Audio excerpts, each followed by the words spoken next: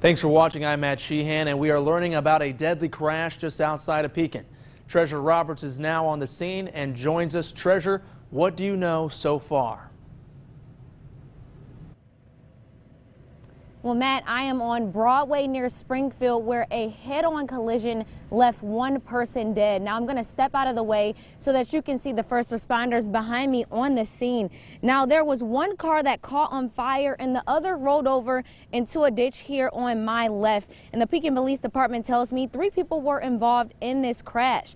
Now one person was taken by the ambulance and the other was taken by Life Flight. Now the Life Flight is taking that person to a local hospital as well as AMT for the other person, and the Tazewell County coroner is on the scene. Now Pekin police say they are still here working on reconstructing the scene, and as I learn more information, I'll make sure to keep you all updated. You can find out more information on ciproud.com.